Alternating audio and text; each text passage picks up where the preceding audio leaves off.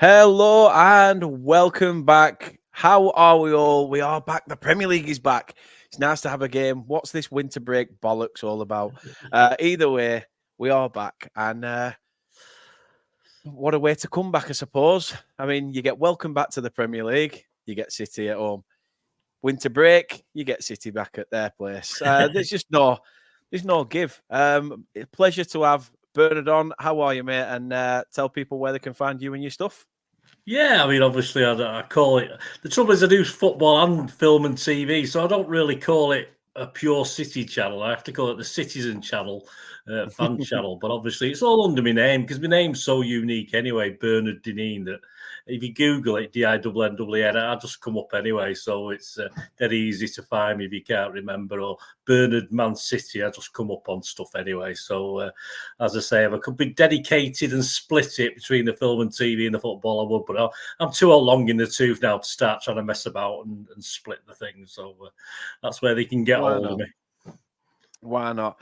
And if you don't agree with his decisions, about jugular here. That's also a good place. Not that I condone that, but hey ho. So obviously, as you said, City supporter, City fan. What have you made of the season so far? Yeah, we're getting to the crux now, aren't we? I think we've sort of toddled along nicely, and we've now. You'd be glad to know we've now got a full fit squad again, just in time. Yeah, brilliant. Which it's like me talking about Ivan Toney being back from Brentford. Oh God. Now the thing is, we've got a fully fit squad, but a lot of them haven't played for a bit, so they won't all be turning. We won't be putting 16 on the pitch, so you'll be all right. We'll only have a normal 11, so you don't have to worry. You don't have to worry about that. We can only play 11 at a time. Just 16 shots in the first 5 minutes. That's bad enough. A bit more. What's the word? We're not blitzing teams. We're not blitzing teams like we used to. We've got to be very patient at the moment.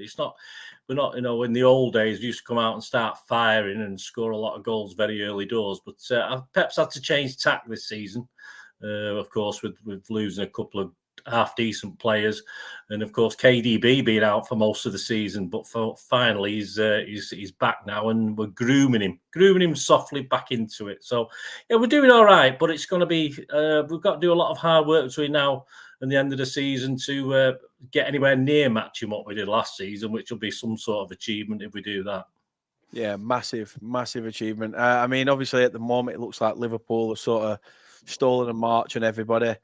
But City have this way of just managing to grind, other teams down and finding a way to somehow win the league. I think it was only a few weeks ago that Sky Sports pundits were saying City will find a way to come back. City will still win the league. You can never say never. This is the thing. I'll tell you one thing I do want to speak about while we're on it, and a big, massive massive respect to Pat in the chat. Hope you're well, mate. Hope everything is good with yourself. But obviously, there's been, I don't know whether it's paper talk, whether it's actually official. What's this I'm hearing that Liverpool are apparently trying to tap up Pep? I mean, we've all got part dreams, haven't we? Absolute. Pep won't go to any. In the same way Klopp said he wouldn't go to an English club. Yeah. There's no way Pep on this earth would go to any other English club, and so it's just stirring. It's just stirring the pot and getting the interest. Pep's got to stay forever, mate. He's got to stay till at least in his 60s, 70s. He'll be fine. He'll outlive me. He'll be there when I go. So it's still a long time. Yeah, Liverpool. Yeah, they've got to cling on to something, and obviously they're a bit worried. They want Klopp to go out in a blaze of glory, but we're there. So they're going to have to work very, very hard to this massive amount of trophies he's won to increase it. He's going to have to do a hell of a lot this season. This quadruple they're going for. We can't stop them on a couple of counts, obviously, but we can certainly stop them on the other two. Definitely. I mean, you said there that you've got the likes of KDB back.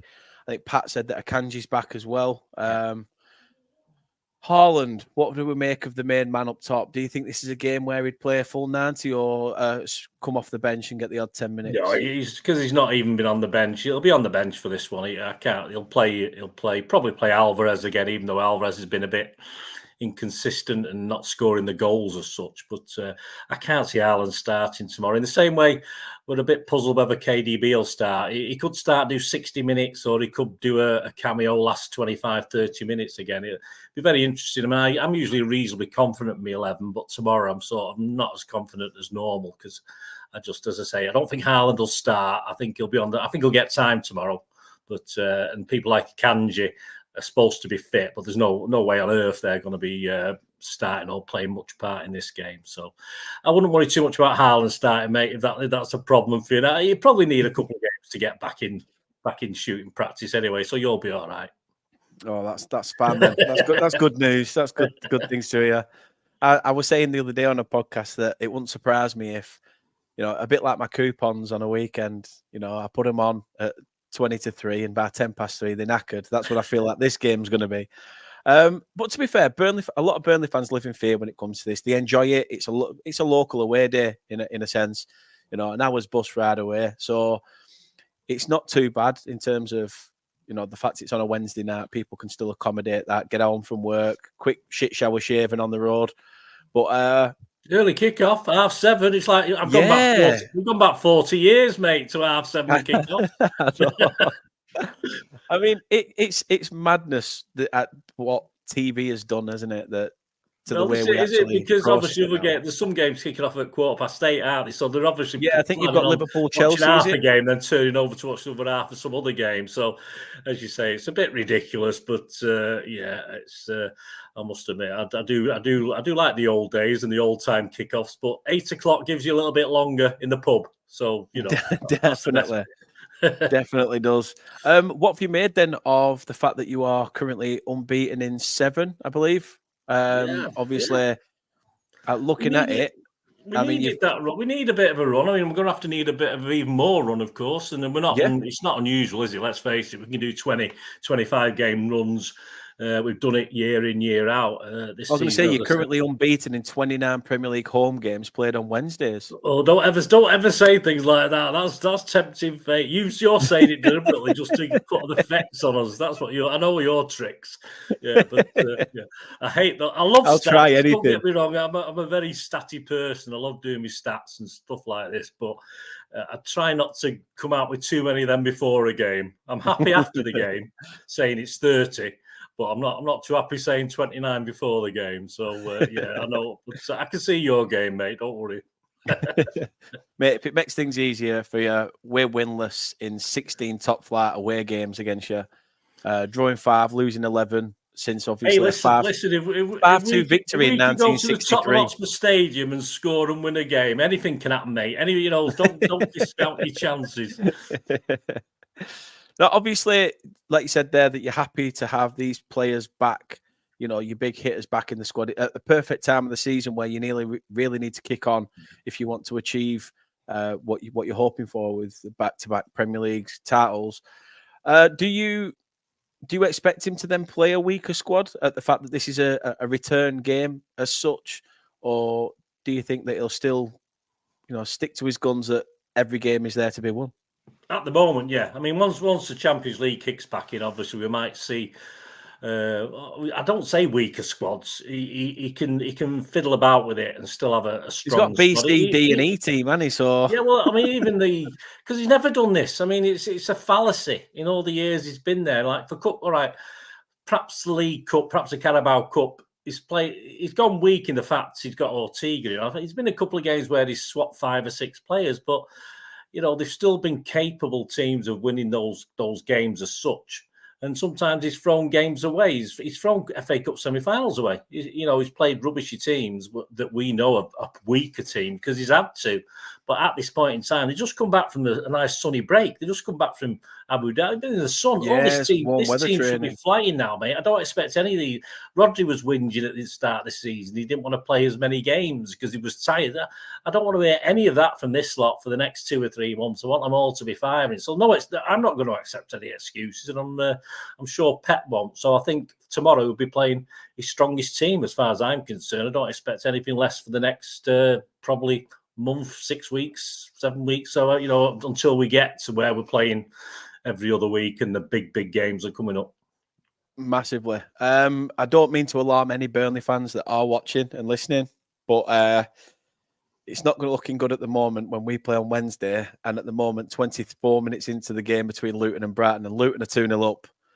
And Sheffield United are beating Crystal Palace at the Selhurst Park after 10 minutes. They're 1-0 up there as well. So the teams in and around us are starting to put some results together. Obviously, I know Burnley fans will say this game's a free hit. What have you made of Burnley looking from the outside then, Bernard? Because obviously a lot of City fans will look at Burnley now due to the company link and stuff like that. What have you made of it? Yeah, it's funny when I went away in middle to late September. Obviously, not many games have been played, but I actually, even though the guy wasn't staying at my hotel, I was chatting to a Burnley fan on the coach on a Greek. I can't remember what Greek island we were on now, and it was chatting about it. He was just saying, obviously, you were trying to play the football. Obviously, with the players that he's got, that he hasn't got the players that Pep's got. He can't play this sort of football. There's a lot of discontent. But I've been looking at some of the games he played recently. Obviously, when I do my preview, I try and look back at, I don't watch full games, but I try and look back at longer highlights and stuff like that. And I, in the same way, Luton seem to have found a little bit of form that might pull them out of it. I get that feeling with Burnley as well. I think there's a little bit more confidence about them. I mean, you'll know better than me, of course, but looking from the outside, yes, it does look an impossible task. And I think Vinny's admitted it, hasn't he, that all three of last year's promoted clubs are struggling, could all go down. And I think he's already admitted that. I don't know what your owners think. I don't know what you think as fans, but, there's nothing wrong with realism. Nothing wrong with being real. But I've seen something. But the trouble is, it's just that little gap. And unless you start picking points up, Forest are 8 points clear of you at the moment or something like that. So unless they get deducted points, who knows what's going to happen. And Everton get deducted another. But see, even Everton get deducted another 10 points, I still think they'll be okay. I don't think there's going to be any problem whatsoever for Everton. I think that's what everybody's saying as well, though, that no matter what happens to teams like Everton, Wolves potentially, Forest, whatever happens, Burnley is still in the shit. Yeah. Well, that's it. I mean, it's just you've got to get some points, and obviously, hopefully, fingers crossed, you don't pick any up tomorrow. And then you look at the next 3 games. I think it's Fulham, isn't it? You've got got to get them. If you don't get them, because I think you play Liverpool, aren't you, again, or something like that? Yeah, Fulham at home, Liverpool away, and then Arsenal at the turn. It's like the 1-1 with Luton, which was obviously very depressing for you. But they're the games where you've got, you've got 3 points in the bag. You've got to get them 3 points. If you don't, it's just going to catch up with you. It is, and it's been like that all season, to be quite honest with you. Mr. Rodriguez is looking forward to being at Turf Moor on Saturday when we play Fulham, coming over all the way from America. So hopefully you have a safe trip. And if I can get down and meet you for a bevy, a beer, however you want to call it, then we'll trade some gossip over a bit of nectar from the gods anyway. But it says it will be emotional, as it will be my first time ever seeing Turf Moor. So I'm hoping the lads put in a good shift and get us a 3 points. I also cannot wait to see other Burnley fans from that side of the pond. And we're looking forward to seeing you too, mate. So get yourself over, and I'm sure you'll have a nice time, even with a shit result. Even with a shit result, we'll make the most of it. Transfer market, obviously, nothing really much has been happening. I mean, January's always been a shit window for everybody, to be honest. Well, the same people can't do anything now because of FFP, aren't they? They're saying no one can do anything. Yeah, I mean, what's your take on this window? Is there anyone you'd like to see gain some experience? Anyone you'd like to see get a bit more game time, etc.? We just don't do it, mate. We just don't mess around in this window. I mean, you get the odd exception, like Laporte came in January, which was a big signing at the time, but they're few and far between. Pep's got his squad. He keeps it reasonably small, despite what other people say. And of course, we do have problems. We've had problems this season because we've been sort of down to. I know it sounds silly, but the bare bones where we've had 3 or 4 lads on the bench, for some games. But yeah, I mean, Phillips had to sort of go somewhere just for his own sake. You know, it was no good for him staying. So obviously a loan. But as far as bringing people in, there's never any plan, I don't think, with Pep and Cheeky when they get together at the start of the season. So even though we probably didn't plan to lose Mahrez, which was a bit of a late one, so that probably put us in a little bit in trouble. But we knew we had Oscar Bob and obviously and Palmer. He's brilliant, him. But we knew we had Oscar Bob, so I think that's why I didn't worry so much about Palmer, because I saw potential in Oscar Bob, even on the pre-season tour where they both played, Palmer and Bob. And Bob looked, for me, even though he was obviously a lot younger, looked far more composed and a better player to me when I saw him. So, yeah, I mean, once they do it, that's it. There's no real rush of blood to get anyone else, so it doesn't surprise me. And you know, if all of a sudden someone comes, or you know, obviously, you know, to that, when is it? When does it end? Tonight, tomorrow night, whatever. Is it tomorrow night? I think it's tomorrow night, 12 o'clock tomorrow night. Yeah. Well, I think all teams are the same. I just don't think we've never been keen on it, and I don't think it really works. I don't know what the January window for me just doesn't work generally. Apart from perhaps you should open it for loan moves and stuff like that. Yeah, I mean, is there any position in which you'd strengthen come the summer then this year? Is there anywhere that you think we've looked a bit weak as piss, or that we could do with something a bit more experience in that field? Obviously, I know you've got players like KDB, who's what, 30, 33, 34 now? Yeah. So would you be looking to potentially try and find someone of that same mould or promote from within? I think Pep's adapting. I mean, it's like obviously Walker's in a bit of trouble at the moment. Obviously, away. Yeah, I weren't going to mention him. That's Walker. He's been like that all his career. He's not going to. The only reason I'm not mentioning his name is so I don't end up pregnant, because at the end of the day, you speak about him and everybody ends up pregnant at the minute. I thought it was quite funny when people were saying about him, why has he gone to the Sun? Well, I thought it was the Sun who was slagging him off. So why not go to the? They're the ones slagging him off. So. Put your case, you know. But at the end of the day, I think Walker will be rested tomorrow anyway. I didn't think he'd play tomorrow. He'd probably, and obviously he's our captain when he's on the pitch, and obviously that's chosen by the players. This has not been his greatest season, but he's got a guy called Lewis. Now the thing with Pep and Rico Lewis is a great little player as well, but Pep's been asking him to play more midfield than defence, and I'm more happier if Rico Lewis takes on the Walker role, because I'll be confident. I'm not too worried then about the right back position. Say Walker is more a backup next season, perhaps. Who knows if he wants to stay around as a backup and Rico plays that role. But Pep's been messing about with the style of play this season. He was forced to do that, of course, losing KDB and Gundo. Gundo, obviously, a big miss. We didn't really want to lose Gundo, but I think we left it a bit late, and he had to go. Simple as that. We didn't convince him early enough to stay on for another season or two, and we thought we were all right, obviously. But so he's been playing people like Lewis. Gvardiol is another one where, for me, Ake is our best left back. Definitely our best left back, because of what he plays Ake as centre, and obviously Gvardiol on the left to overlap. So he's altering, he's tinkering with things, and we're not quite hit it. He plays like Nunes. Nunes isn't getting much of a game at the moment. Now, if he doesn't play tomorrow, I'm thinking, when the hell's he going to play? He's going to get harder and harder. So we've got players there who need a bit more experience. That's the problem. So we'll be all right this season, but next season I'd like to see. Perhaps when Haaland isn't there, we're struggling. He has to go back to a false nine, because Alvarez is not a target man in any way. He can't play the Haaland role. He can't do it. So I'm thinking he may be after a sort of striker. But I'm not too worried at the moment. They say Kevin De Bruyne will probably sign till he finishes. I can't see him being let. He'll be guaranteed. He wants to carry on playing, he will. And I think we'll be all right. I think midfield's never going to be a problem. Bernardo could go, of course. That's always been hinted. He'll be a big miss, because he's not just skillful. He's a water carrier. He's a ball carrier as well. He does all the hard work as well as. But I'm not worried too. I've got to worry about this. At the moment, we've got a squad capable of winning the league or retaining the league, but it is going to be difficult, and we'll worry about that a little bit. But I'm sure Cheeky and the guys behind the scenes have got a few ideas. And Pep, in theory, of course, leaves at the end of next season, so that has to be sorted out at some stage as well. Because if he does, we've got to plan ahead.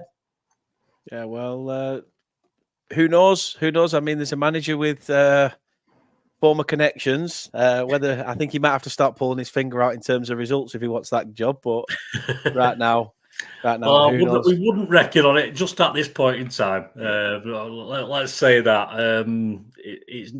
I never think it works. I never think it works. Old players, football legends to your team coming back to manage.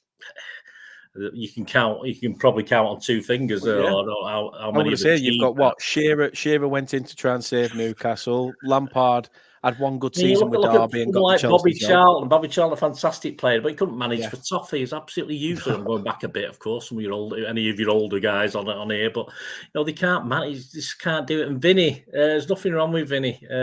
Mate, we had Chris Waddle as a manager back in the day, and that's his only managerial job he's ever had.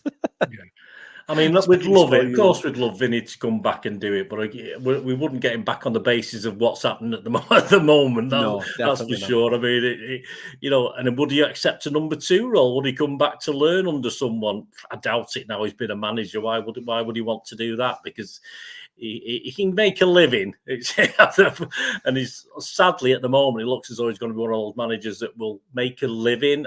He's a really great guy.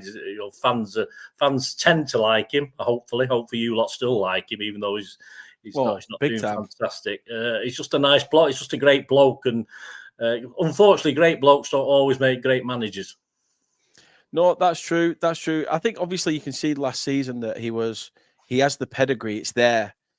He has that winning mentality. But from within the club, I know wholeheartedly that Burnley Football Club is invested in Vincent Kompany.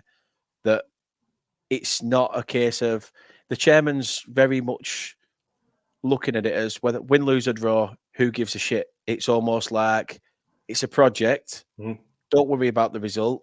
The good times will come. So that's what you want, yeah. I mean, of course it is. Burnley's never been a higher fire club. We've never been that higher fire club. We've always sort of had a manager for a good stint. I mean, especially since I was watching from Turnant, the only up until now, the only person I'd probably say that it went a bit tits up with was Eddie Howe, but even he left to go back to Bournemouth for family reasons. So, but if anything, it led us to Sean Dash, so I can't really grumble. But other than that, talks of development at the Etihad. There's plenty of good news. I mean, I don't know how much more great it can get at Manchester City. I mean, everything's in tip-top condition, looks brand new as it is, but it's just all seems hunky-dory over there. Yeah, I mean, I know I do a lot of stuff with Colin Savage, a big City fan, does all the financial stuff. I mean, I'm not worried about, at this point in time, I'm not worried one iota about these 115 charges, which every time we say anything to anybody, we get it thrown back in our faces, because I just can't believe that there is a problem there. And Colin, who's obviously been very involved in that side, and a guy called Stefan, who was on TalkSport the other week, talking about the finances, he was equally as bullish in a different sort of looking at it from a different point of view. He was more looking at the fact that it's not going to be a problem because there's so many different people and organisations involved. Everyone would have to be corrupt. It just doesn't work like that. Big business doesn't work like that. It's over a lot of guys. And of course, everything looks rose. We're doing the extension to the ground. And I don't worry about that. I just want it to get sorted, just to get it out of the way and stop people moaning. We'll never win because they'll all say we still, we bought ourselves out of it or something else. But at the end of the day, they're extending the North Stand now, which will take us over 60,000, which is not just a fan thing either. He wants to do it so he can get big games, like big European games and stuff. You have to be a 60,000 capacity, of course, to do that. But it's just all part of the thing with the new co-op arena as well, which is next door, which is obviously the fans on. Yeah. It's all bright. As I said, this other thing is there, But there's so much confidence that I mean, you'll probably get me back on here when it all goes tits up and we get relegated 3 divisions. But as a fan, I don't care. I'll still be there. It doesn't bother the majority City fans. You back them win, lose, or draw, don't you? No matter what. It won't bother us. We'd have a laugh. We've been there, done it before, mate. We'll go back and do it again. We're not bothered. And probably Pep would stay as well, believe it or not, if it happened. That's just how it is. But we're not worried about it. But things still look good. We're pushing ahead with all these other things, and I see no reason that we can't carry on regardless. The only hiccup, of course, is how long we can keep Pep there, because we all know once Pep goes, it's bound to be a dip. We can't, there's not another Pep, is there? No more Peps out there that I know of. There's some good managers, of course, there are throughout Europe, but and we'll have to take it on the chin when it happens, But all bright at the moment. The ground will be. Hopefully, I think it's 61,000 capacity. I know Burnley had sent a few tickets back for tomorrow night. I think we've not. I think we've had a lot of returns on our because they actually sold. They sell what they do. They sell these tickets weeks and months in advance. As the game approaches, people can't go and put them back on the exchanges. So you end up with hundreds of tickets still that people 60 quid, 70 quid. The people just aren't going to buy them. So. But obviously, that's their problem. It's not my problem. I'll be there, whatever happens, whether there's 10,000 of us or 60,000 of us. So, yeah, things are looking good, mate. You've seen it all, Bernard, though. You've seen it all, mate. You've been there when people sing that chant, "Where were you when we were shit?" You were sat there. You were in your seat. You paid your money. You were there at Main Road. You'd done the hard graft, the Division 4 days, 3, 2, 1, all the way up to where we are now. Yeah. I mean, looking at the trajectory of Burnley, obviously, I know you look into the history and stuff like that. Obviously, we're just a little town punching above our weight in terms of who we are. We've not got a big city sort of aura around us. We're just a town that comes together. And I think Dash summed it up pretty well, that when someone gets kicked in Burnley, the whole town limps. Which is one that I quite liked. I mean, do you see that a positive trajectory for Burnley? Like, do you see the way Vincent Kompany has set Burnley up and the fact that he's so adamant on going down this route that eventually it will bear fruits?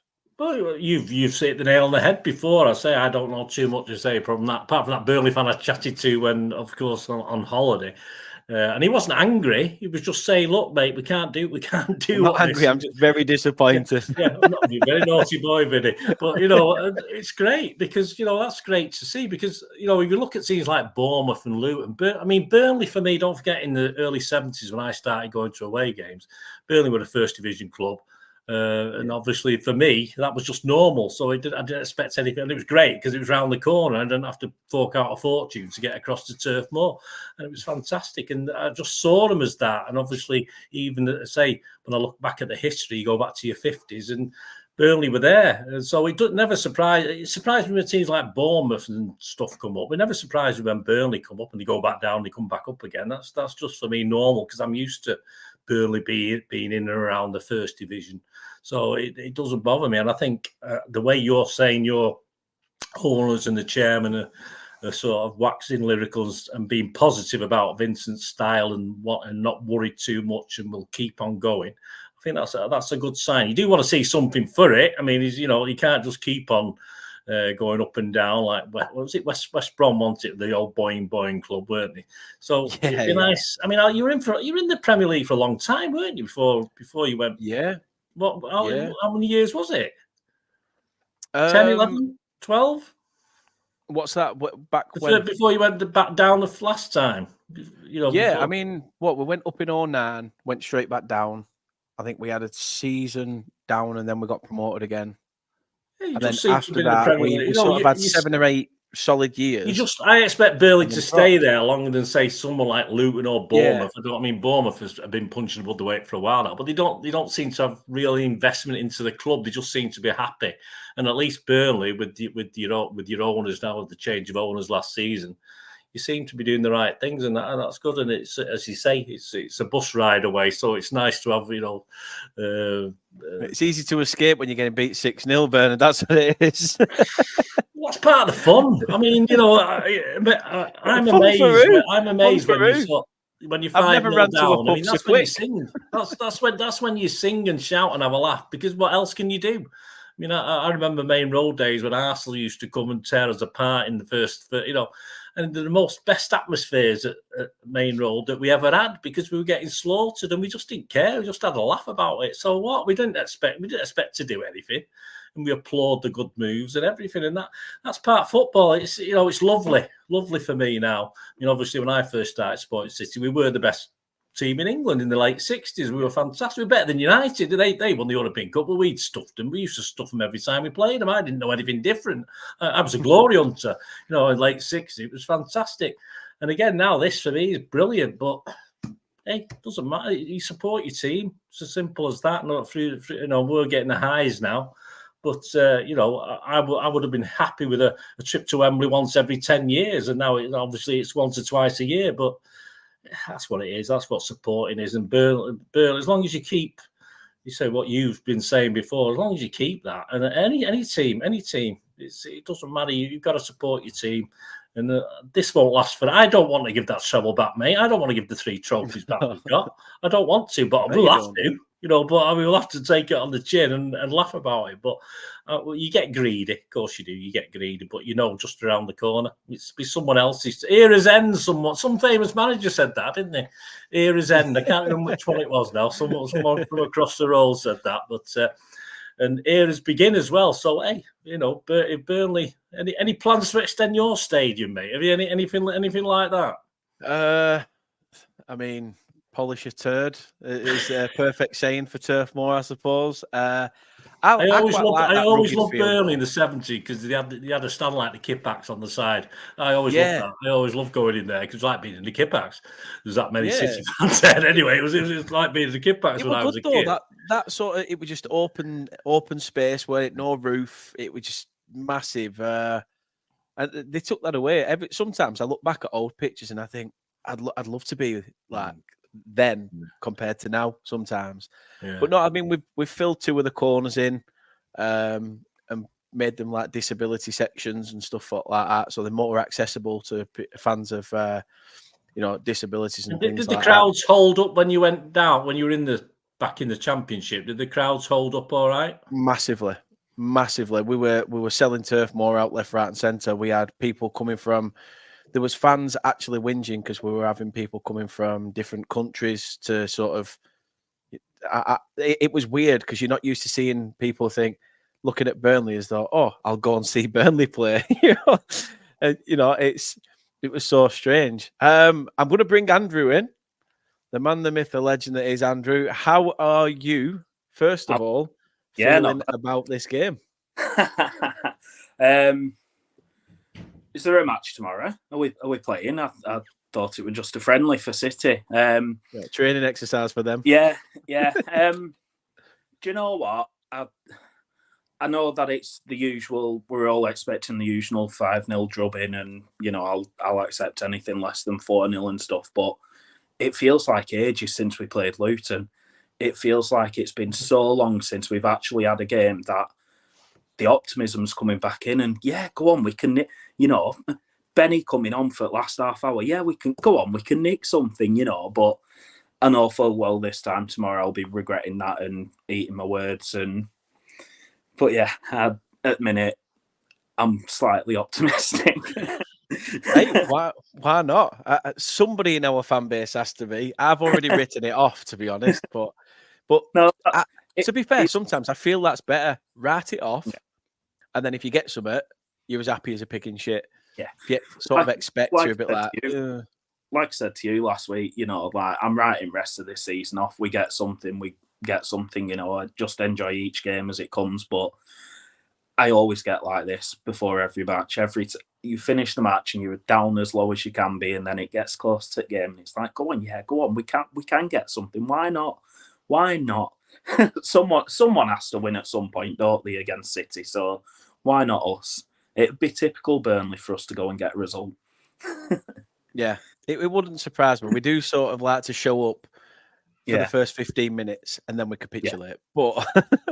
But I'll tell you one thing I did want to mention, Bernard, actually. Man United fans clearly will have been giving it the big one. Omar Barada What have you made of that one? Who? Sorry. Yeah, exactly. I mean, United giving it the big one now that's it. The tides are going to turn.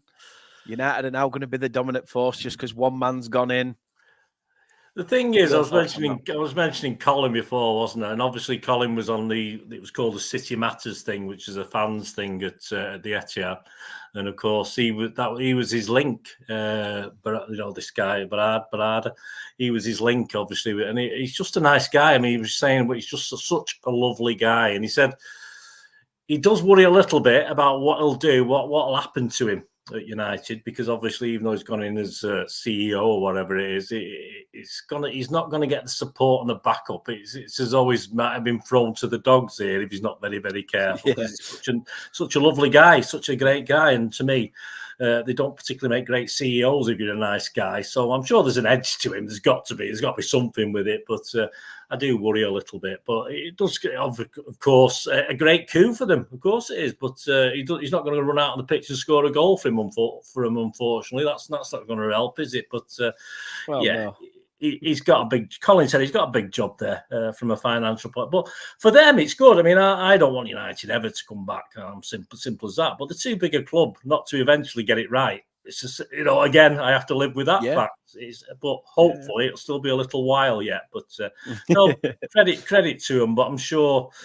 I don't think we're crying too much about it. But of course, United fans are well chuffed. But he'll be taking the penalties soon, and then they might stand a chance. But we're not no, too. We found it weird when they were loaning Valvego stuff. Us, and we're like, you're loaning a player from Burnley. How shite have you become now that you are having to look? Well, eras end, mate. As we said, this well-known guy said it, and of course, some eras have not quite started again yet. But long may that continue.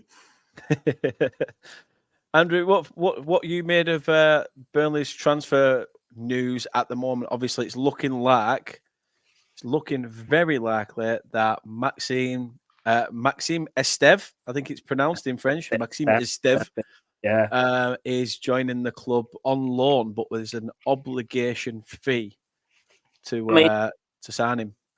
Is that obligation? So if we stay up, we have to buy him, or is it a case of, you've got him now, so you've got to buy him when it comes to next season?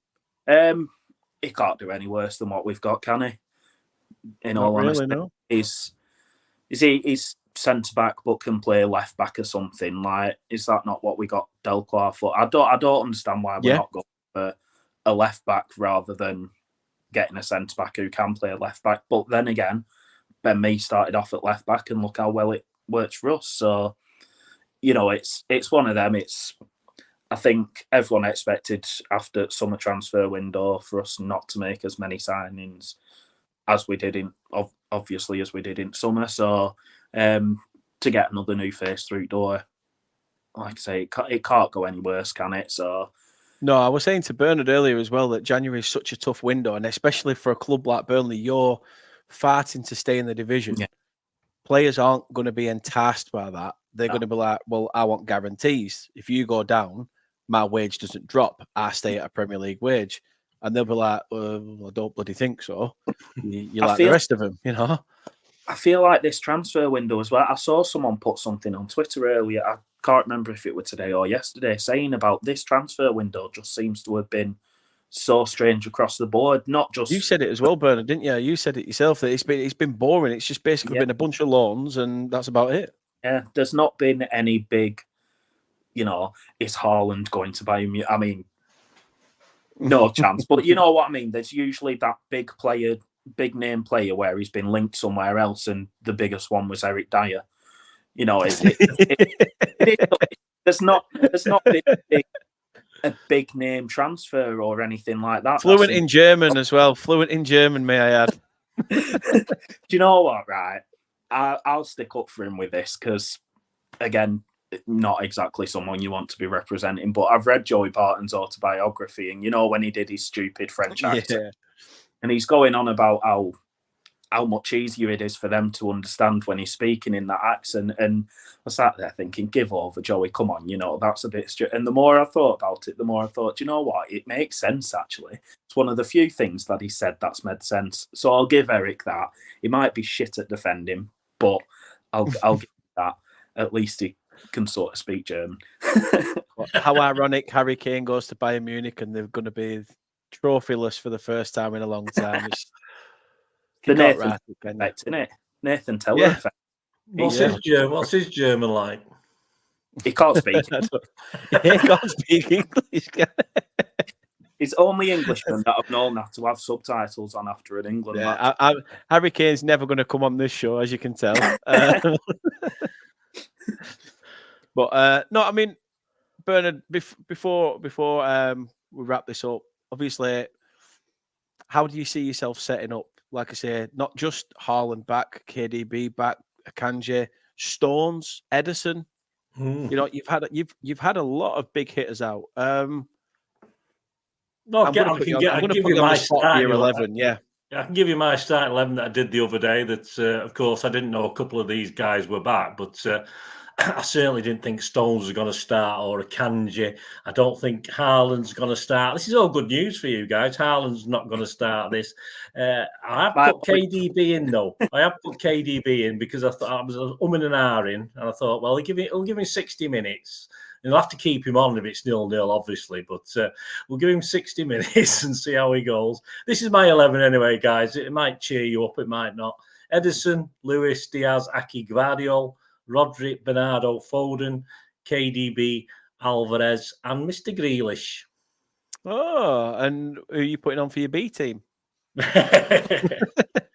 I think Doku needs a rest after watching that Tottenham game the other night, and Pep nearly strangled him.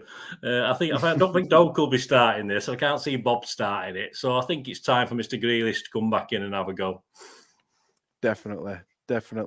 A couple of comments coming in as well. Doug says, good evening, lads. Great to see the legend that is Bernard on air tonight. He's a good judge, Doug. Yeah, good judge. But he also says, do you reckon KDB and Haaland start tomorrow? I've been saying for ages KDB has been a huge loss since he's been injured. But again, it's one of those things like you said earlier regarding, the Champions League being back and things like that. Well, he's cheerful, and use this about he got injured. Johan the Great. Last time he started again, he got injured. KDB the last 3 times, so I'm not having him in my team. I'm taking him out. He's not playing. He was going to get injured against you tomorrow. Forget it. Yeah, Johan's changed my mind now. So who should I put in instead? I'll put Nunes in instead. He needs a game. You could play with just De Bruyne, and you'll still probably get more than we. Yeah. Well, you'll be happy, Andrew, actually, when you give him the score things before. If you ask us for a score prediction, I will please you with my score prediction. That's for sure. Feel free. Enlighten us. Old wise one, enlighten us. Put it this way, if you've been chatting about 5-6 weeks ago, I would have said you'd score a goal even, but I've got into the phase of we're not going to let a goal in tomorrow. So I'm not going to be cruel. I'm just going to go for a nice steady, and it's the most popular score at the bookies, 3-0. You know what? You know what? I'll be like, thank you very much. We will close the deal. Nice one. See you next. Enjoy the rest of the season. Cheers. No disrespect. I was supposed to say no disrespect there, mate. I'm sorry. I'm just losing me. Honestly, I always say that as well. Trust me, that's as respectful as it gets. Yeah. We're saying anything less than 5, and you've got anything less than 4. So, mate, we will snap your hand off left, right, and centre. Do you know what? I honestly, I know it's like a running joke of the 5-0, the 6-0, all this, but I can't remember a time in the Prem where we've played City apart from the 2-2 when Barnes got the last minute, and then the 3-3 when we played you. Yeah. Our very first. Yeah. I can't think of a time where we've played City home or away where we've done all right. Really, we've got to even that first season. You hammered us 6-1. That like even our own midfielder decided to piss off to the pub at half time when he got subbed off. So that says something. Yeah. And all fans. It's not, as you mentioned there, that's been 1 or 2 little surprises. So you can be optimistic. As I said, miracles do happen. I wasn't in the pub. If City can beat Tottenham, as I said, at Tottenham Stadium and score a goal, miracles can happen, lads. So you never know. It's true. I believe in miracles. Where are you from? Do you know what? I'd 100% take that 3-0 off you, Bernard, if it meant we got something at weekend. Yeah, I must admit, it is hard. I mean, go back a few years. I mean, I'll always be getting a draw at best for City, but it gets so boring. You know, you think, well, what we're going to do? Well, we should win. Simple as that. Every game we should win. Probably Anfield's a problem, obviously, but every other game, it's just a matter of what we're going to win by, and we can't always be right because we get beat. It's simple as that. But it is annoying. You try and be realistic and be courteous to the team you're playing and say things, but it's just how it is, and you have to have faith in your own club, don't you? If I was in your position, I'd be saying exactly the same. I'll be happy they don't, they keep it under 4. I'm not bothered and that's how I've done that. I've done that in the past, in the pub with my mates. If we keep Arsenal down to less than 4-0, we've cracked it, sort of thing. And that's how it is. That's how football is. Certainly is. Andrew, your score prediction then. I know you said anything less than 5, but if you were to put an actual scoreline on it. Do you know what? I'm going to say all this and I'm going to make a mug out of myself. 2-1 Burnley. Ooh. No, I think we might nick a goal. I think we might get a goal. So I'll probably, 3-1 City, but we will score. And knowing Burnley, we'll score first and we'll ride it out. And then just before half time. I said this the other day. I said they asked me for a score prediction on a City podcast. And I said 4-1 City, but it'll be one of those where we get the opening goal, first 15 minutes or something like that, where you're trying to find us out, find where our weak spots are, try to pick us to pieces. And then after that, we sit back on that one goal and we just capitulate as soon as you equalise. I mean, what were it last season? We're at 40th minute or something in Cup last season when it took till City got first goal or something. Yeah. We are a different style. We're not sort of coming out. I think I said early on, we're not coming out and back, going at teams like we used to. We're a bit more pragmatic this season. We sort of try and bore teams to death and then score 2 or 3. And that's what we try and do. So hopefully we'll bore you to death. If KDB starts the game, hopefully by the time he comes off, there'll be a little bit of a gap. Otherwise, he'll be staying on the 90 and he'll get injured again. So we've got to be careful. Oh, that's true. That's true. Go on, what are you saying, Andrew? Sorry. Just, I'm sure they'll be fine. I'm sure he'll last his 60 and then. Yeah. Put it this way: if it all goes a bit wrong for us tomorrow, it's just making it a hell of a lot harder for us to retain what we want to retain. As far as this title's concerned, I don't want Klopp to win this in his last season. I want us to win it again now, or I won't say I want Arsenal to win it. I don't want them to win it. So but I tell you what, if you take a couple of points off us tomorrow, if you get a draw or a victory, I might just throw my hat in and say that's it. We're not going to win this based on what games we've got left, but it will be a bit of a shock. But let us beat you, then you win your next 3. How about that? Fulham, Liverpool, and someone else in it, I think. Fulham, Liverpool, Arsenal. Yeah, you can win them next 3. Give us tomorrow, guys, and you can win the next 3. Would you take that? You'd happily take that, wouldn't you? The average dicking off Man City as per usual, and then go and get results. I mean, we got a surprising result against Fulham at Craven Cottage, so we know we've beaten once. So hopefully we can beat them again on our own pitch.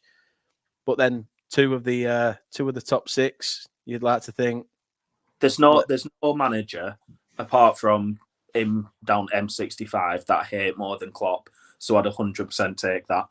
Dicking and then stop him winning title in last season. That'd be. I'd accept relegation for that. I was asked the other day about Klopp. They said, what if you could think of any memory regarding Klopp, what would it be? So I said the fact that Dash gave him a schooling at half time. I said when we made him cry. Klopp's one of those managers that you love him if he's your manager, but everybody else can't stand him. Simple as that. He's Marmite, isn't he? He's Marmite, 100%. I remember when my favourite Klopp memories when we beat them 2-0 at Turf, because I lived in Liverpool at the time. And is that when he whinged about the pitch? Yeah, but I was working there. Lad serving him bar, and this lad's watching football, and I'm watching it as well, and he just goes, "Oh, this game's shit in it," and I went, "No, I'm a Burnley fan," and that were it. It's funny because I remember that game because I wasn't actually there. My missus had took me to London for my birthday, so we went the night before. We'd gone for like 2 or 3 nights, and I was currently at that time walking around Madame Tussauds, and trust me, when I get to the gift shop and I'm like, "Oh, finally, I've got signal." What the shit? We're beating Liverpool 2-0. So yeah, I do remember that one. Do remember it. Is there a clock max work at Madame Tussauds? Is there a clock on there? No, I think it's probably melted under pressure, Bernard. You could have took a nice picture with him. That was all. Yeah. I'd have cut his head off.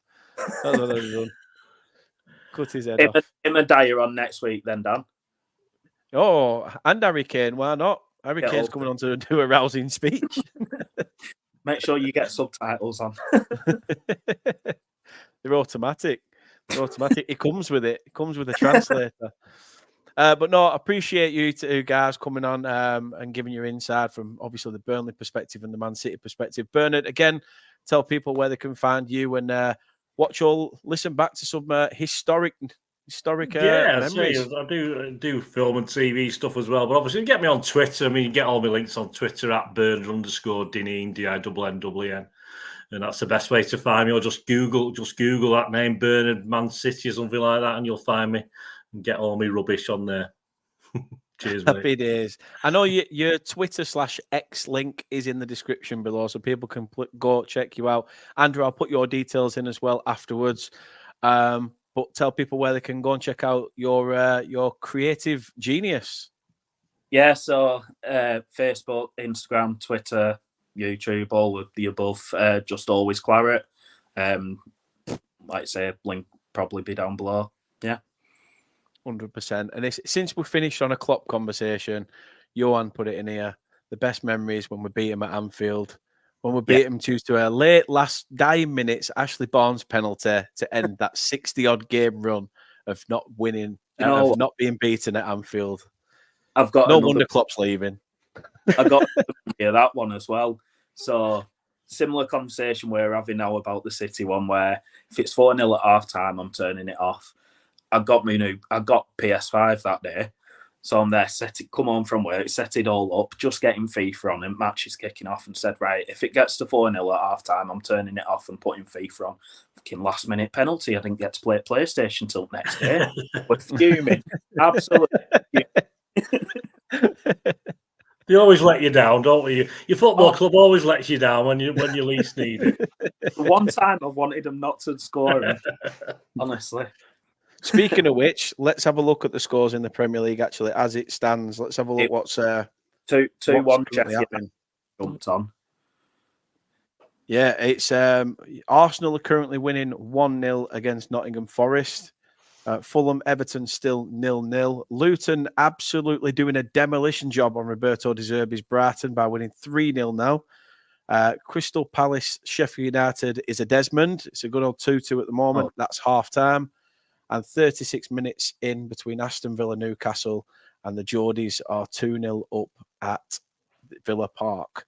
So, the teams around us clearly going to start putting some results together. And as I said to Bernard earlier, fingers crossed we can do the same this week. But I will shake his hand at 3-0. And also, if it means we win the next 3, I would happily take that. Guys, I'm sure you will as well. Thank you very much for watching. No watch along for the game tomorrow. I'm unfortunately working, which could be a godsend. However, we will be back with a watch along on Saturday for the Fulham game. So stay tuned and we will bring you all good news, I hope, and a positive result if anything that Bernard said is good to go by. But until then, thank you very much. Take care. And up the Clarets.